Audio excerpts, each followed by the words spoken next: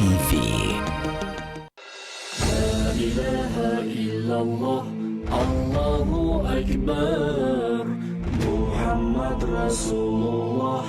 Ya Habib Allah,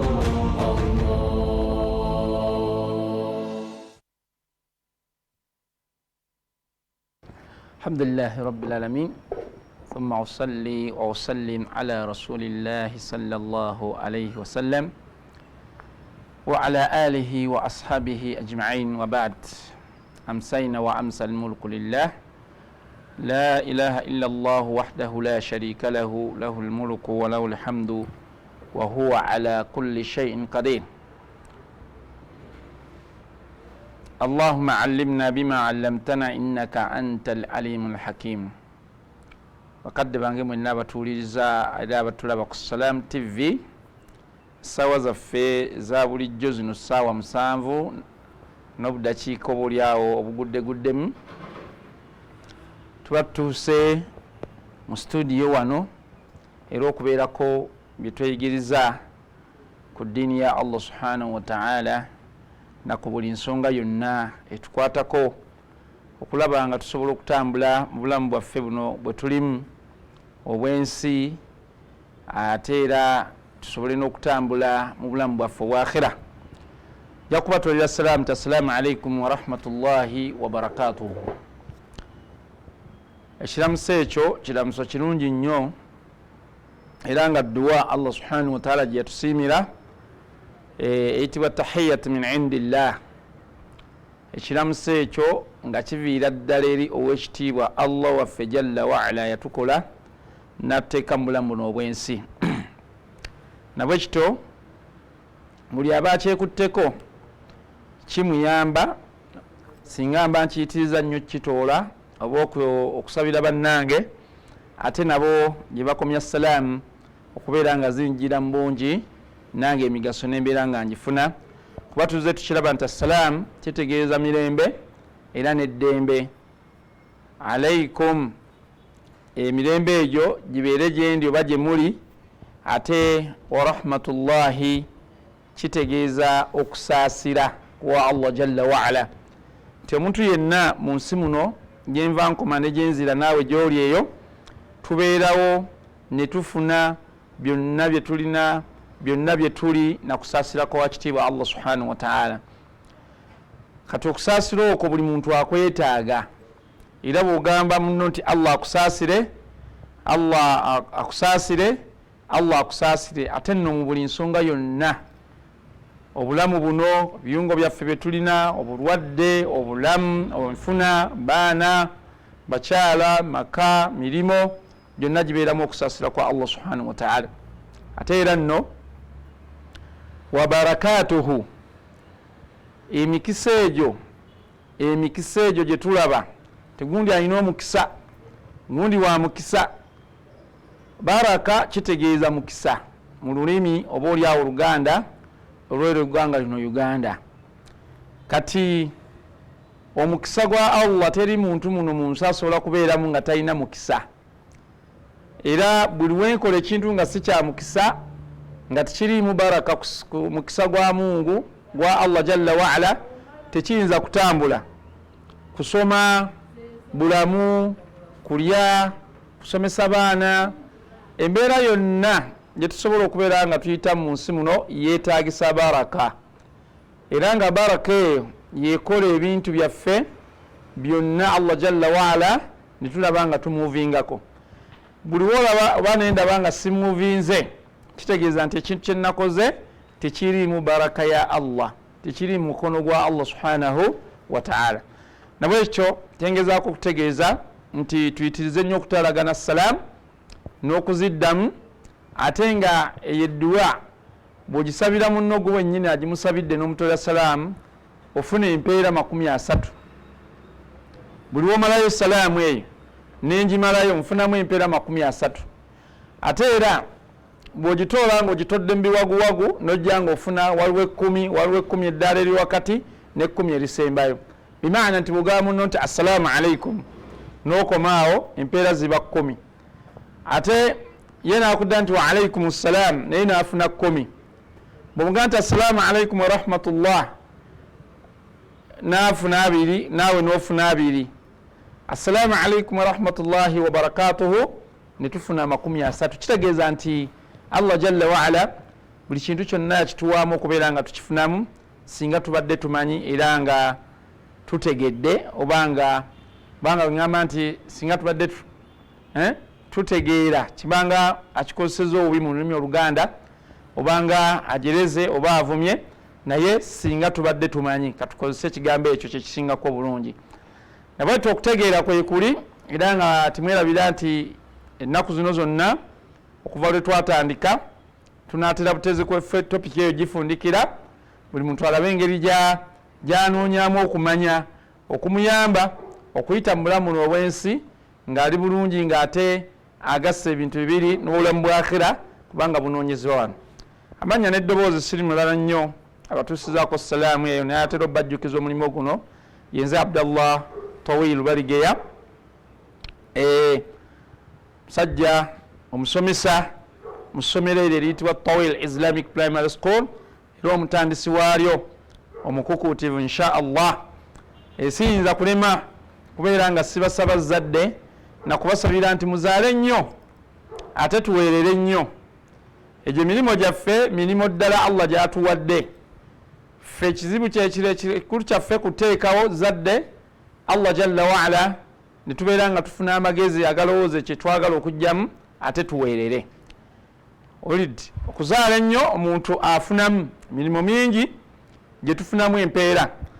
omukyala yenna Allah yamugamba nti nabbi sallallahu alaihi wasallam yatugamba nti omukyala bw'azaala ezzadde naaweza abaana 3 wa mafawqaha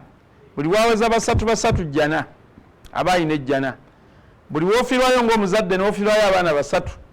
n'ogumiikiriza nayo jjana ate era okuzaala abana abantu kwe batya tunaabasomesa ki tunaakola tutya ffenna kwe tuli mu kutya ebyo si byaffe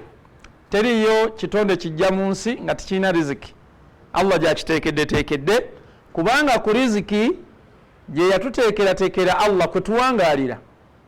era riziki bweggwawo ya Abdallah Tawil yabagambe ebigambo bino nga sirina kyamisana kye sinnalya bwe banga Allah teyateekateeka kyamisana kyange mu nsi n'ekyeggulo kyange ne biggwawo nga sirinaayo okulya kwonna tewaliwo wetaavu wa kubeera ng'obeera mulamu nabwete ku riziki Allah gye yatutondera gye yatuwa bifo nga tannatussaamu myoyo munnabaana w'abamaama baffe yasooka kuteekateeka nteekateeka zaffe mu nsi butya bwe tugenda okuwangaala oyo science badoctors muyinza okuba nga temumanyi naye mwe musoma Quran n'okutegeera ebigambo by'omubaka Muhammadin sallallahu alaihi wasallam ekyo musobola okyongera ku budokita bwe mukola aba specializinze mu saidi eyo nti Allah jalla waala buli kitonde okukissa mu nsi muno yasooka kiteekerateekera butya bwe kirina okuwangaala era ebyo bye yakiteekerateekera ebyokunywa n'ebyokulya n'ebyensula bwe biggwawo olwo ng'emizindalo gyonna nga Salam TV ebika Voice of Africa ng'ebika Power of Africa ng'ebika CBS ng'ebika social media Thuraya media and watch ani nga babika Abdallah Tawil mayit Allah mujjuludde tusaba Allah tujjule nga tuli Basilamu nabwetyo Tawil Islamic Primary School and the Quran Memorization Center kyengera mugongaawo bwe tubalindiridde tubeere nga tuteeka mu baana baffe empisa tubateekamu embeera y'okukola obulungi n'okweyisa obulungi mu nsi muno ate n'okukula nga bamanyi Allah subhanahu wa ta'ala ng'ate bamanyi n'abakulu abali mu nsi so ng'ate n'omukulu amanyi oyo yenna ali omuto insha Allah ekyengera mugongo awo wetubeerera wetuva ne tujja ne twongera okuweereza mu da'awa eno biidhnillahi ta'ala ku Salamu TV wetuli tahfiz weri from nursery insha Allah from nursery to P7 insha Allah nga tusomesa saidi zonna biidhnillah saidi eya secular weri ejjudde bulungi from nursery saidi eya theology weri ejjudde bulungi biidhnillahi ta'ala ne Quran gye tukeeramu ku makya ate ne department eya Quran abaana okuva ku myaka 7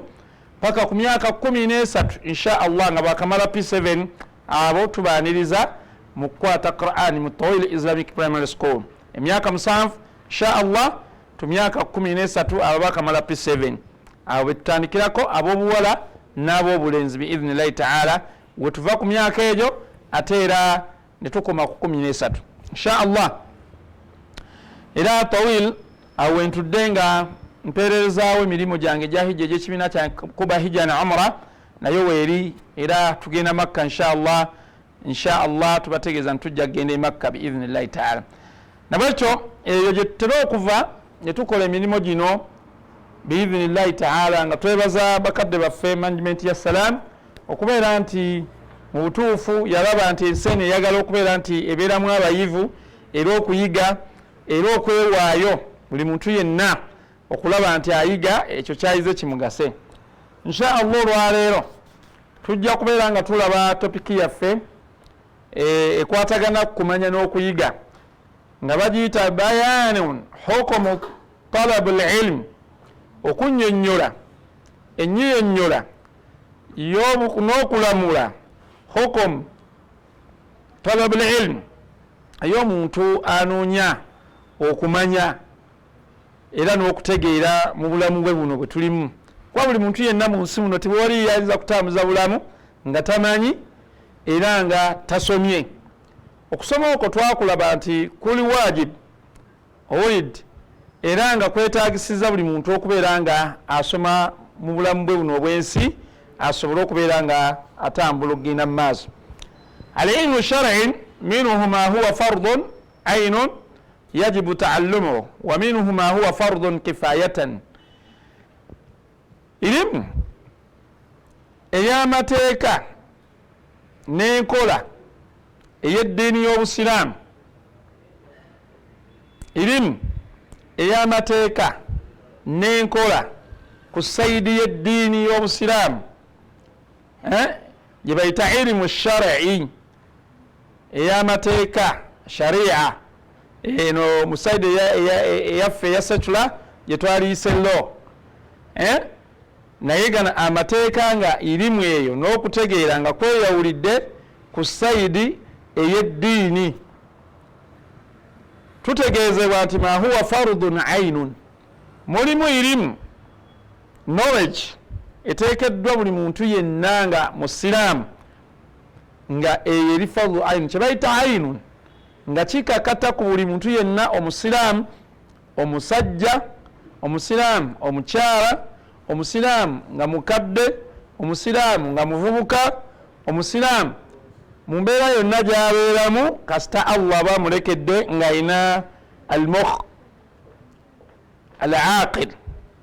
ategeera, alina obwongo nga butegeera, ng'eyo eri aynun oteekeddwa buteeko oba nteekeddwa mu buli ngeri yonna obutagirekera mulala. Mathalan nti ilimu eyo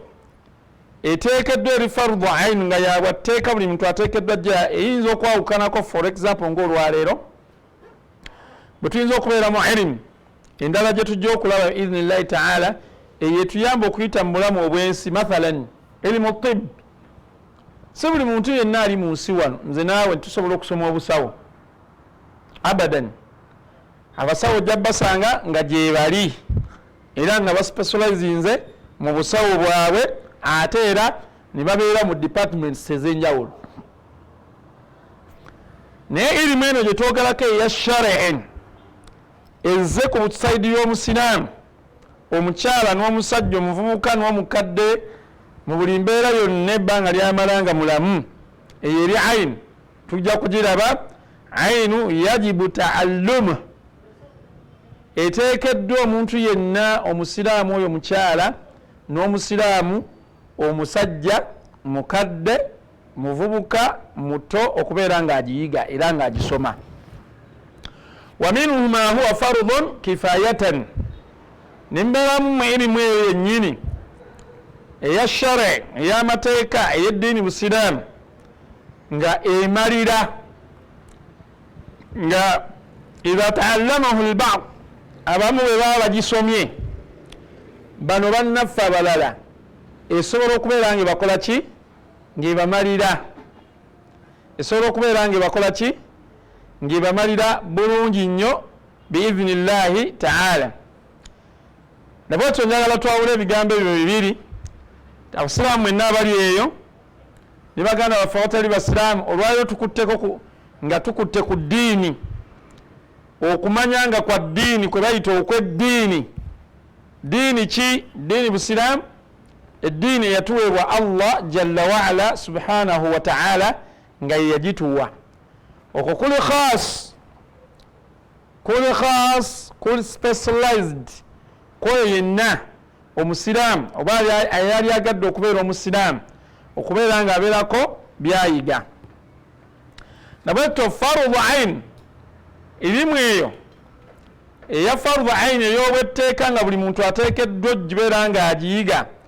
ma yajibu taallumuhu wa huwa ma yataaddi bihi alwajib mutaalliq biibadat alabdu wa muamalatuhu. Yeerimu ey'obwetteeka eteekeddwa okubeera nga buli muntu agisoma ng'era agiyiga, ng'era aginnyonnyoka, ng'era agitegeera. wa huwa ma yataaddi bihi alwajib almutaallaq biibadati, yetuyamba okubeera nti irimu yonna ekwatagana mu nsinza oba mu kwesinza Allah, wa muamalatihi, nekolegana gyenyinza okubeera nga ennyamba okukolegana wakati wange ne Allah wange subhanahu wa ta'ala. Qala Imam Ahmad, omumanyi oyo mba imamu baffe mba aimmatul arba yatugamba yajibu anna an yatluba min alilmi ma yaqumu bihi diinuhu. Omuntu yenna ateekeddwa kiri wajibu gyali okunoonya irimu yonna ma yaqumu bihi diinuhu, irimu okumanya okumuyamba okuyimirizaawo eddiini ye, ensinza ye, olujegero olwo olukuyunga wakati wange ne Allah wange subhanahu wa ta'ala. Eyo irimu eteekeddwa okubeera nga yawatteeka ku buli muntu yenna okugiyiga. Ennyamba, enkolegana yange, ensinza yange, olutindo lwange n'olujegere lwange, okumanya Allah yankola, eyo yawatteeka ku buli muntu yenna. Era yawma alqiyama Allah subhanahu wa ta'ala mu bintu byeyama ye mwennyini nga yagenda obibuuza, okwogera wakati waffe na buli muddu yenna gwe yatonda nga kitonde kiri mu nsi muno. Aga nti la yazal qadam alabdi yawma alqiyama hatta yusalu anil arba'i. Fenna nga abatonde situgenda kuseetuka kuva mu bbaliro okutuusa nga nannyini buyinza Allah jalla waala ye mwennyini bilafdhihi, ng'enjogera nga mulaba njogera bwe nti nga buli omu yamubuuziza ku bintu bina. Ebintu ebina mulimu kye bayita ani ilmihi, okumanyako, okuyigako knowledge ye, obwongo buno Allah bwe yakuwa, wayiga ki era wakikozesa otya. Okumanya kwange naawe okumanyako Allah subhanahu wa ta'ala bugenda kukeera enkya nga fenna atubuuzizza ku kumanya okwo kwe twalina. Bimaana brain, obwongo buno agenda kutubuuza, kuba buli muntu yamuwa obwongo nga butegeera, nga busobola okwawula ekirungi n'ekibi. Nabwekyo ekyo kituyambe okubeera nga tubimanya era nga tubinnyonnyoka, ebituyamba okutambuza enkolegana yaffe n'olujegero olwo olutuyunga ku Allah waffe subhanahu wa ta'ala yatutonda. Kubanga waali Allah oyo anjogeza ebigambo bino, ayantonda mu kkala eno, ayantonda mu mbeera eno gye ndimu, naawe yakutonda mu mbeera eyo, gw'olina okwebuuza nti yaani era najja ntya era ki ekyandeeta, why ndi ku nsi eno, ate my destination eri ki, malirawa era ndagawa.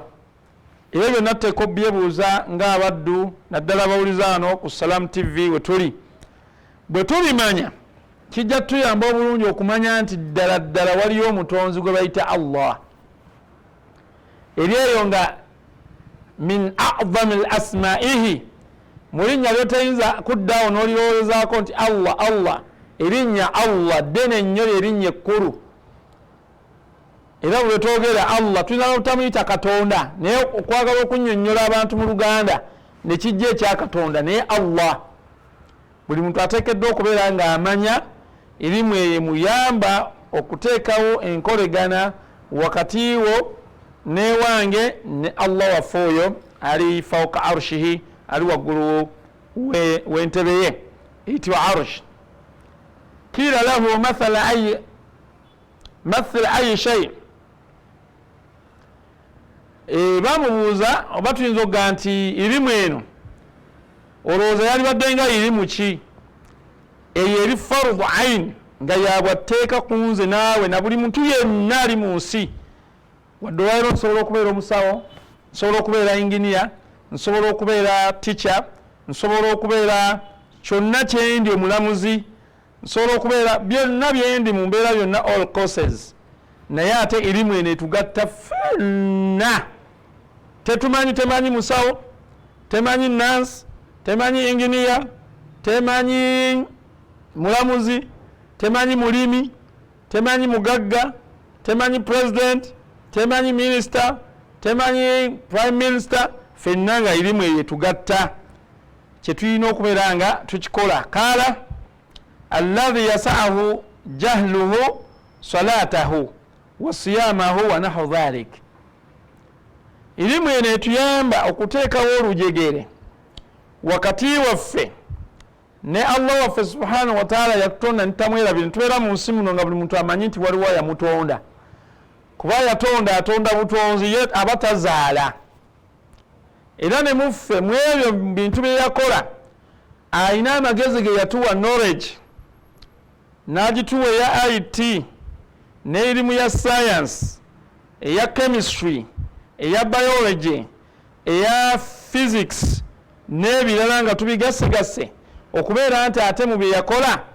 n'atuwayo knowledge entonotono okusobola okukola ebyo mu ebyo bye yakola ne tukolamu ate ebintu ng'obubwongo abutuwadde Allah jalla waala. Mathalan tujja bbira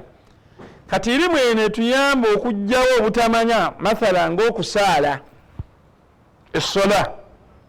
Ensonga lwaki olwaleero twawudde irimu eyo egasa ng'eri ku musiraamu specific, nga yeetoolodde ku ki? Ku musiraamu khasa, ye yekka nga yiye mu ddiini ye. Kati essola tosolaga nti eyo ya muwalimu, eyo ya sheekhe, eyo ya muyizi. Essola egatta kabaka, negatta president, negatta minister, negatta prime minister, negatta chairman, negatta omugagga, negatta omwavu, negatta alidde, negatta atannalya, negatta omukyala, negatta omusajja, negatta omuvubuka, negatta omukadde. Kati eyo irimu ekwatagana ku swala. Buli muntu mu nsi muno alina okubeera nti aginoonya, kubanga sala lwe lujegere, ye silisila, olujegere chain etuyunga ku Allah waffe subhanahu wa ta'ala. Omuddu nze naawe n'omulala ne tutakutukawo. Kati irimu ekwatagana n'essola yonna eyo tibagisomera muntu. Ng'olwaliro bwe ndwadde nti ndi mulwadde ekifuba, n'engenda ewa dokita omukugu mu kifuba era akitegeera, era omutabuzi w'eddagala n'ampa eddagala ly'ekifuba. Irimu y'essola tibagirekera muntu nti yagiyiga. Hati irimu eby'ebizimbe bino eby'okubeera nga oli inginiya ow'ekizimbe oba inginiya w'enguudo,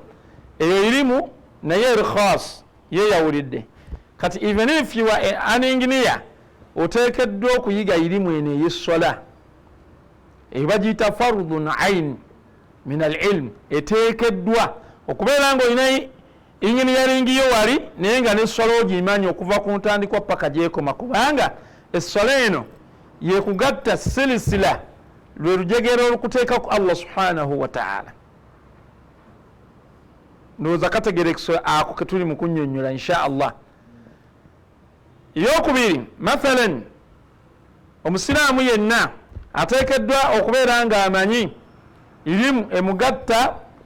ng'okusiiba shahru ramadan oba ennaku zino enjeru oba olw'emmande n'olwokuna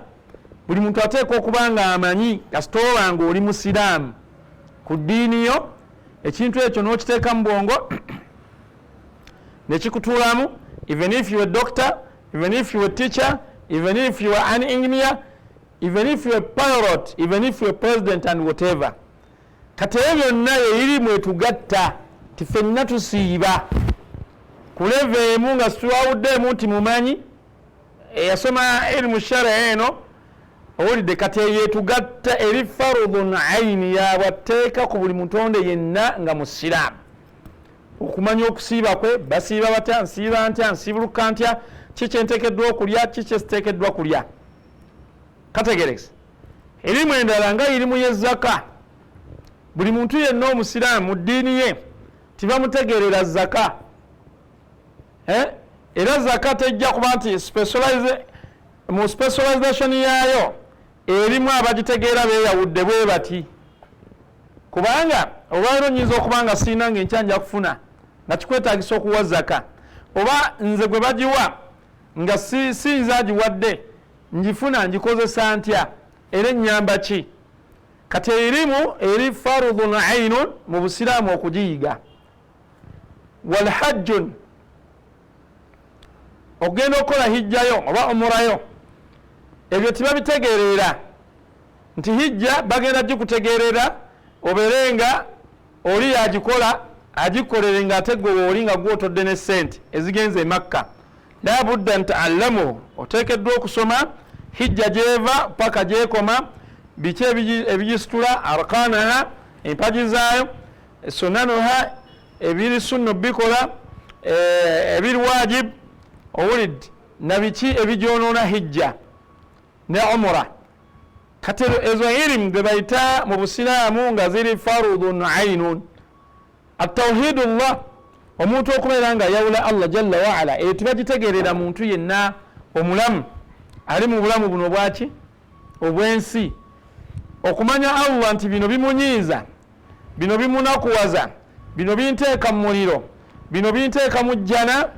bino Allah tabyagala bino abyagala eyo irimu buli muntu ateekeddwa giyiga emugatta ne Allah subhanahu wa ta'ala etuteekawo enkolegana ennungi وقال مرة الإمام أحمد بقوم فصلى معهم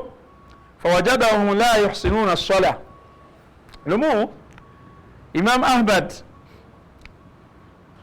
رحمه الله عليه رحمة واسعة أغانتي مرة yayita gendako ewantu fasalla maahum abantu nga kibinja nga weekiri nga bantu batonde nga basiraamu fawajadahum la yuhsinuna as-sala munnange nno n'abasinkana ekibinja ekyo oba owantu gye yagenda oba mu nsi kitwale nti nsi oba district oba kyalo which is ekitannyonnyoddwa wano naye nga tebalongoosa sola nga buli muntu amala gakola ki gasalanga bwasaaze bwayagala fakataba lahum kitaban fihi ta'limu as-sala n'awandiika ekitabo eky'essola nga kiyigiriza abantu abo engeri ki gye balina okubeera nti basaala kubanga omuntu ajja kumala gasaala tajja kuleka sola because tagimanyi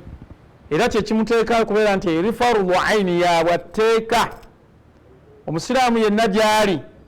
era mulaba nti lwaki okutandika amasomero ga buli ddiini tekyali busosoze era tekiraga busosoze buli ddiini okusomeseza mu ssomero ery'eddiini yaalyo olw'ensonga nti ekituyamba mu masomero eyo kwe kusangayo essomero nga lijja kukuyamba okusoma irimu eri etali farudhu ain gye tugenda okuspecializingamu ng'obusawo nga engineering nga pilot n'ebirala byonna byonna emirimu gye tumanyi ebiri mu nsi bibeeramu naye ate eddiini eno n'okusoma Quran kitugatta ffenna nga abasiraamu ti buli musiraamu wajiba alayhi okubeera nti ayiga Quran era eyo ebeera fardu ain ey'obwetteeka okuyiga Quran yo kubanga okusoma Quran ibadatan oba osinziza Allah jakuyamba gisoma mu swala ekuyamba gisoma tilawatan naye ng'onoonyamu kusiimwa Allah nakufuna empeera kubanga kulli harf buli harfu gyogenda okusoma oba gyensoma mbeera nga nfunamu empeera nabwekityo erimu eyo etugisaayo abasiraamu bagende mu masomero g'abasiraamu Catholics bagende mu masomero ago n'amalala amasomero nga adiyaani bwe zitambula naddala mu nsi yaffe Uganda etali nsi nti yo yerina eddiini bbiri zokka oba emu nga Saudi Arabia n'ensi endala awo tizirina eddiini emu abaana bonna gye bagenda bateekeddwa okusoma erimu ey'obwodokita ate ne basoma n'erimu shar'i ebaamu okumanya ebintu bino ebibayunga ku Allah waabwe subhanahu wa ta'ala nabwekityo kyabwatteeka eri buli musiraamu yenna okunoonya okusoma okwo bwe kubanga kwakuyitako onoonye abasomesa bwe kubanga kwakuyitako media zino nga Salam TV kwe kuvaayo neteekawo emisomo nga gyanjawulo kuva ku makya paka ku makya okitegeera kubanga ekola ku makya kiro naye ng'ereeta misomo egy'enjawulo Salam TV abantu bategeere eddiini yaabwe tutegeere eddiini yaffe omusomo ne gujja nga khasatan guli ku ssala omusomo ne gujja nga khasatan guli ku zaka omusomo ne gujja nga khasatan nga guli ku hijja guli kusiiba guli kutegeera Allah tawhidullah kwawula Allah n'ebirala era byonna byonna mujja bisanga ku Salam TV nabwekyo kituyamba nti mwaba ebyayita emyaka negibeera nga gikuza okwenkanako egyaffe tuyinza okutula ku Salam TV ne tumanya obudde bw'esswala nti bagenda kuleetwa sheekh oba muallim ng'asomesa sswala ekyo n'otula n'omanya oba n'ogenda mu darusu nga waliwo seeke specifically nga yateekawo nti omusomo ku ssaawa bwe ziti baada vooli wabeerawo omusomo gw'esswala oba ku sande tusoma omusomo bwe guti oba ewaka waffe ntusaawo emisomo egifaanana bwe giti ate mu baana abato ne tubazzaayo mu masomero gaabwe ag'eddiini era eyo nga buli muntu okusalawo kuba kukwe omusiraamu era ng'omusiraamu tiyaliyombye nnyo na kwevuma ebbanga lyamala nga tatadde mwana we mu ssomero lya busiraamu ng'alina gy'amutadde naye ng'asomye ebyeddiini eri gwe wennyini oba nze mwennyini nze mba neeryazaamaanyizza kuba ekyo kikya His Excellency President of Uganda nti akulondera essomero eriteekeddwa okubeera nga lisomerwamu omwana we asome ebintu ebyo ebimuyisa mu nsi n'ebimuyamba ebimugatta wakati we ne Allah subhanahu wa ta'ala ekyo kya bwongo Allah bwe yatuwa era ensonga lwaki agenda tubuuza ku nsonga eyo yawma al-qiyama obwongo buno erimu kubanga erimu yonna kitegeeza bwongo the brain buno Allah bwe yatuwa okumanya nti wano omwana ajja kusomerawo afune oba dokita asome sciences ate asome ne alaqa bainahu wa baina Allah n'erimu emugatta ku katonda we erimu emugatta ku ki ku Allah subhanahu wa ta'ala olujogero so ekyo nno nekibeera nga kikulu abawandiisi b'ebitabo nga Imam Ahmad bwe yakola biidhnillahi ta'ala nabo ne bavaayo ne bakola ebitabo ng'oluusi buli musomo bakuteekako ekitabo mathalan wuzu ablution tufuna tutya wuzu era tugitandika tutya awo ne batematema wuzu ne bagimala ekyo ekitabo ne kifuluma nga kya wuzu ne bakutomeratemera ennyambala omusanze oyo yali badde ayambala nakyo ne bakitematema ne bakiteekawo lugoye ki lwosaanidde okusaaliramu luki olutasaala luno lwonoona biki ebyonoona wuzu biki ebitoonoona wuzu ebyo byonna ne bibaawo omwana n'abitegeera naawe omuntu omukulu ne kikuyamba okubeera nga ofuna okumanyisa okwo Allah subhanahu wa ta'ala kwabayisiza mu bannaffe bayyana lahum fihi ma yajibun alayhim ta'alluhum liyuqimu salatahum ebitabo ebyo Imam Ahmad kyeyawandiika yakiwandiika nga annyonnyola abantu abo ab'ekitundu ekyo oba ab'ensi eyo butya bwe bayinza okubeera nga basaala esswala zaabwe butya bwe bayinza okubeera nga basaala esswala zaabwe kati essala mathalan tojja gisanga mu ssomero lya St Peters tojja gisanga mu ssomero lya St Agnes era nga n'eddiini endala bwe zijja buli muntu afaayo okulaba nti agatta kino ekimuyamba ku ddiini ye n'ekimuyamba ensi ye kati irimu eryetugatta mu nsi yonna eyo yeefaanagana. Mathematics y'omu, science y'omu, English y'omu, social studies y'omu, oba amasomero ga secondary byonna byetusoma bye bimu, era first grade tuyinza ozifuna ze zimu, naye no ilim khasatan lihaulai almuslimun egwa yokka yokka yokka eri abalina enzikiriza y'eddiini y'obusiraamu. Nabwekyo okuwandiika ebitabo ebyo n'okunnyonnyola abantu bonna abasiraamu ku ddiini yaabwe kya mu busiraamu, era bwe kiba nga kikoleddwa abantu bano abataafuna ntandikwa nnungi, musingi mulungi,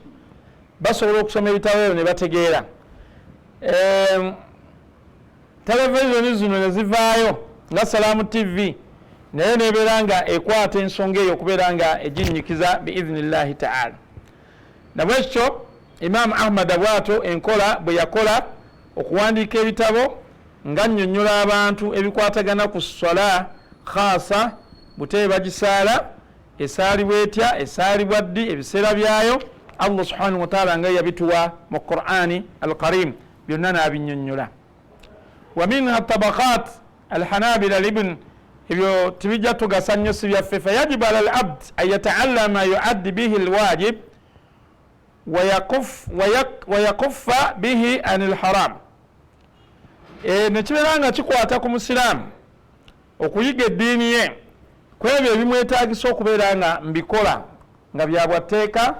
n'ebyo okuyiga ebyo ebinnyamba obutagwa mu ebyo ebitakkirizibwa. Mathalan, omusiraamu tanywa mwenge, mathalan omusiraamu tazimba ssabo, mathalan omusiraamu tasamira, mathalan omusiraamu tatta bantu ate nga n'eddiini endala nazo kiina, mathalan omusiraamu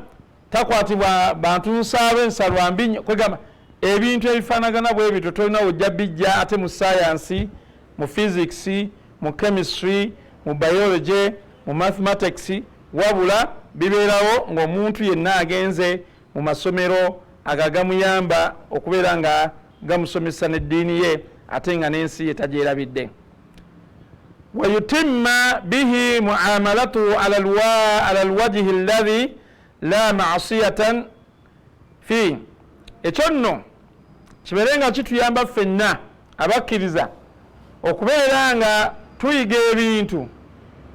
enkolegana etuyamba okubeera nga situjeemera Allah, kuba abantu bwe bali wano mu nsi nga tebategeera Allah, ng'era tebalina ddiini wadde enfu nga tebagirina. Okitegedde? Kati kyekyo ye erimu eno gye bayita farudun ainu etuyamba okubeera nga situjeemera Katonda, kubanga bajja kugamba nti omwenge guli haramu oguleke ng'omusiraamu, tojja gunywa, enjaga tekkirizibwa kunywebwa na kufuweeta bwete,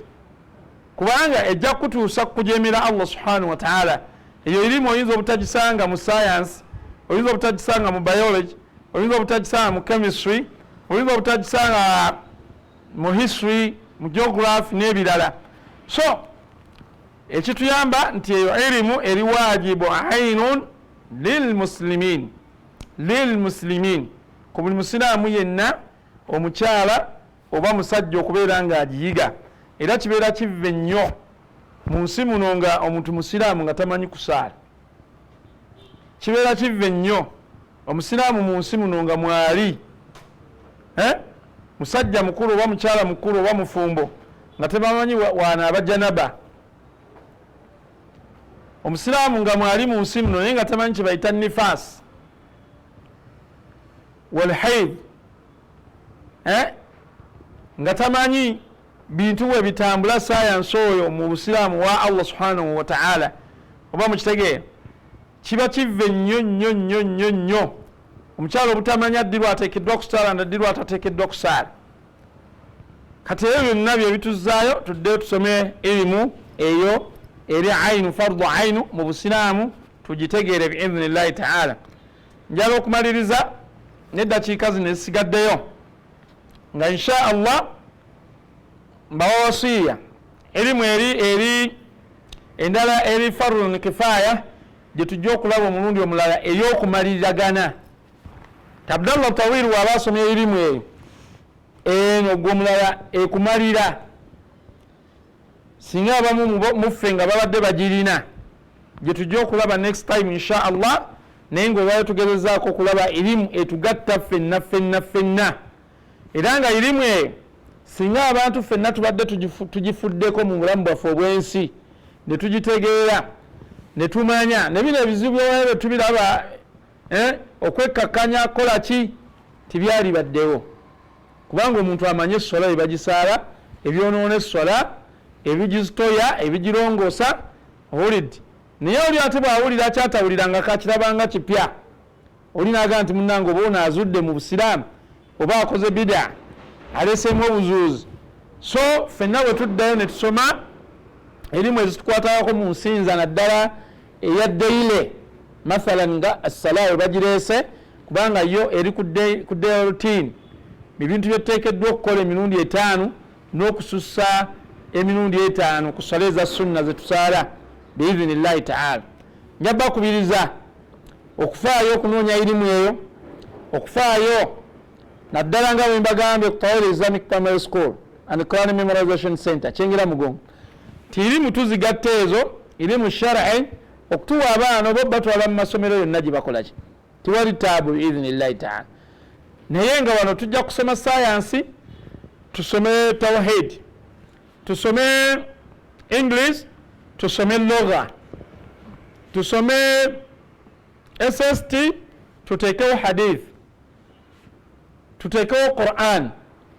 mathematics Quran n'ebirala wano ebya subjects ezowansi literacy and at whatever nga ebyayawulamu aba education naye ebyo byonna manya nti omwana bw'aba mu Islamic school biidhinillahi taala ajja kusobola okusinza bulungi Allah we era tujjako era nkyanga omwana oyo tumulaba alina ebikolwa byakola ebikyamu bwe tuba tubirabye twebuuza yasomerawa era yabijjawa era lwaki abikoze mwalimu obugayaavu bw'omuzadde okubeera nti yagayaalira ezzadde lye okubeera nga lirongoosa mu maaso g'ekitiibwa Allah subhanahu wa ta'ala nabwekyo insha allah nakusigala ngamba nti irimu eyo ffenna tukwatako n'okunoonya amasomero amalungi agalimu erimu ezo ez'obwetteeka ezigenda otuwuzibwa Allah subhanahu wa ta'ala kubanga erimu eyo teriimu kugayaala teriimu kugamba nti ate yagundi nagundi era buli muntu ajja kuba afuna ekibonerezo kyayo teringanze nti science simusomye nti biology simusomye awo buli muntu alonda kyayagala era ekimwanguyira mu bwongo bwe n'ayita mu bulamu bw'ensi buno biidhinillahi ta'ala nga asobola okomputinga n'ensi yonna ne adiyani endala n'eddiini endala nti wekuba kukola moroka oba eddiini endala agikola naawe omusiraamu n'ogikola bwe bubeera busawo omusiraamu abukola naawe n'obukola bwe kuba kuvuga nnyonyi omusiraamu avuga naawe n'atali musiraamu n'agikola ki kati irimu yatugatta ffenna nga abantu ekikulwa ky'abantu ne Allah n'atugirayo eddiini eri khas erimu eri khas knowledge eri khasu nga ya ddiini busiraamu bwe balina ogisoma nga Quran nga hadith nga fiqhu n'ebirala insha allahu taala nja kumaliriza nga nsaba Allah jalla waala akkirize ebyo tusobodde okubeera nga twejjukanya olwaleero era nja kumaliriza nga ntumira abantu mwenna abali ku Salaamu TV nti mwebale kubeerako mukadde kano oluusi kabeera kazito era nga kakalubu famire yange mmanyi n'abaana bange bonna kwebali mwenna mbatulira salaamu ne bakyala bange manyi nti bawuliriza era batulaba ku Salaamu TV mwenna mbatumira ne bakadde bange bonna gye bali era nja kumaliriza nga nsaba Allah jalla waala atukumire eggwanga lyaffe Uganda